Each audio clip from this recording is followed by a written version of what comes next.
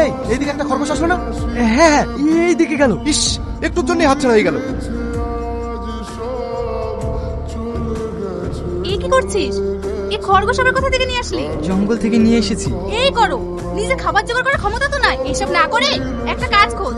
আমিও অনেক চেষ্টা করি, যদি কোনো কাজ না পাই তাহলে আমি কি করবো বলো? চিন্তা করো না, দেখবে একদিন সব ঠিক হয়ে যাবে। কে? আমি। কি আশ্চর্য, তুমি কথা বলতে পারো? হ্যাঁ।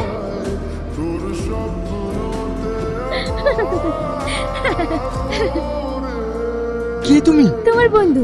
আমাকে বাঁচানোর জন্য তোমাকে অসংখ্য ধন্যবাদ। তুমি তাড়াতাড়ি এখান থেকে চলে যাও, মা দেখলে আমাকে খারাপ ভাববে। আরে ভয় পেও না, আমাকে তুমি ছাড়া আর কেউ দেখতে পাবে না। তার মানে তুমি খরগোশ না, পরী? হ্যাঁ। আমি তোমাকে সকালে জঙ্গলে ছেড়ে দিয়ে আসবো। কেন? তুমি আমার বন্ধু হবে না? তোমার এই বন্ধুকে দুটো খাবার দিতে অসুবিধা হবে বুঝি? আমার নিজের ভাগ্যে খাবার জোটে না, তোমাকে আবার কি দেবো? চিন্তা করো না, সব ঠিক হয়ে যাবে। তোমার এই বন্ধু আছে না, ঘুমিয়ে পড়ো। এটা তো কে নিতে বললো? দে আমায়। আমার ছেলেকে গাদানো তোর সাহস হয় কি করে? তুই আমার খাচ্ছিস, তুই আমার বলছিস, তুই আমার ছেলেকে গাদাচ্ছিস। আজ আসুক বাড়িতে, আমি আর এভাবে থাকতে পারবো না। আর এই সংসারকে আমি আলাদা করে নেব। জানো, এই পৃথিবীতে বেকারদের কেউ ভালোবাসে না। যার ইনকাম নেই সে যতই ভালো হোক না কেন, এই সমাজে তার কোনো মূল্য নেই। এই সমাজে টাকা দিয়ে মানুষের বিচার করে। আমারও ভীষণ কষ্ট হয় গো। আমি আর এত কষ্ট সহ্য করতে পারছি না। আমি আর এত কষ্ট সহ্য করতে পারছি না। তুমি? তুমি সারাদিন কিচ্ছু খাওনি। এই নাও, খেয়ে নাও। না, আমি খাবো না। তুমি তোমার এই বন্ধুর কথা শুনবে না?